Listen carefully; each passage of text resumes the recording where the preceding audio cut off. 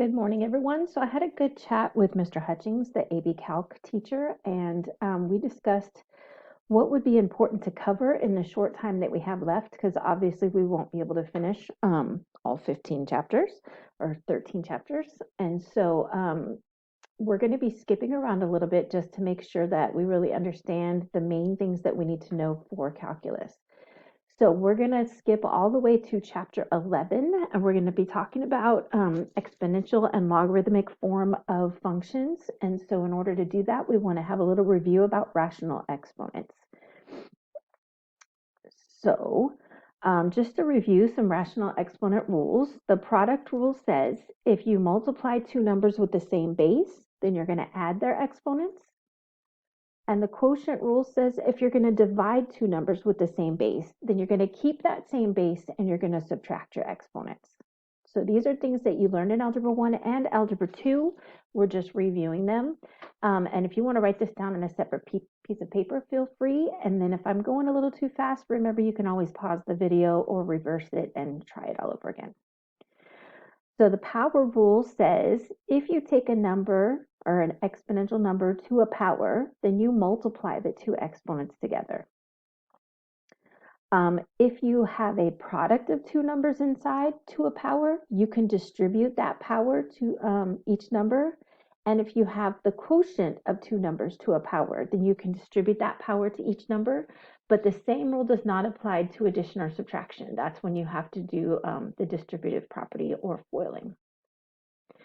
The zero exponent rule says that any number to the zero power is 1. Negative exponent rules say that if I have a number to a negative power, then that moves that number into the denominator. Had it already been in the denominator, it would move it to the numerator. I know in junior high, sometimes they say that a negative button or a negative exponent is like an elevator button. If you're on the top, the negative puts you on the bottom. And if you're on the bottom, the elevator button puts you on the top.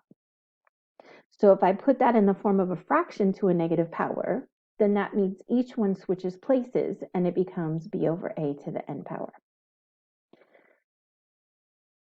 So today we're just going to focus on the numerical expressions, and then tomorrow we're going to focus on the algebraic expressions. So taking a look at question number 2, this is saying I want 4/5 to the power of negative 2. So let's take this one step at a time. Let's deal with this negative value here. So we said that what that negative does is it flips the fraction. So it becomes 5/4 to the second power. And so then we can either think of this as 5/4 times 5/4, or we could distribute that second power to each number and just say 5 squared over 4 squared. And that gives us 25 over 16. For some students, for some reason, they think that this reduces to 5/4, but remember that's taking the square root of the numerator and the denominator. It's not factoring out the same value from the numerator and the denominator. So if we take a look at question number 5, this is going to be the square root of 50. And so then we need to figure out how to fix this. So 50 is 25 times 2. And so we can say the square root of 25 times the square root of 2, which gives us 5√2. Now, if I want to write this in rational exponents, we could call this 5 to the 1/2 power, because remember the numerator is the power and the denominator is the root. And then that's times 10. Well, 10 is 5 times 2. So it's times 5 to the 1/2 and times 2 to the 1/2. So do we see that that's going to be 5 to the 1/2 plus 1/2, because we said that if I multiply two numbers with the same base, I add their exponents, and then times 2 to the 1/2. And so that gives me 5 times 2 to the 1/2, or like we said, 5 times the square root of 2, because the power of 2 is 1 and the root for 2 is 2, which means square root. So either way, we get to the same answer. So if we can talk about some rational exponent rules, if I have b to the 1 over n power, just like I was talking about in the previous example, the power of 1 is this power of b on the inside. So b is to the first power on the inside, and then the bottom is the index for the root, so the n in the denominator becomes the root for that b. So b to the 1 over n is equal to the nth root of b. So things to note, b has to be greater than or equal to 0 for any integer where n is greater than 1, or b is less than 0 only if n is odd, because we cannot take the even root of a negative number. So if I have b to the m over n, remember that m is our power and n is our root. So it's going to be the nth root of b to the power of m, or it could be the nth root of b to the m power. Let's see what that would look like.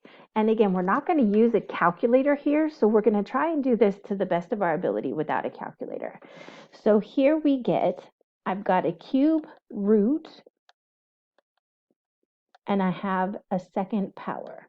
Now, when my numbers are big, like 343, I'm going to go ahead and do the root first and then square it so that I'm dealing with the smallest number possible with the root. If I had squared it first, then my number is getting really, really big and I wouldn't know what to do with it. So let's consider 343. Let's give 7 a try. So if I try to go 7 in there, it goes a little less than 5, so it goes in 4 times, and that has 6 left over, and it goes into 63 9 times. And so that means that I have 7 times 7 here. So I can say the cube root of 7 cubed all to the second power, which gives me 7 to the second power because a cube root and a cube would cancel, and that gives me 49.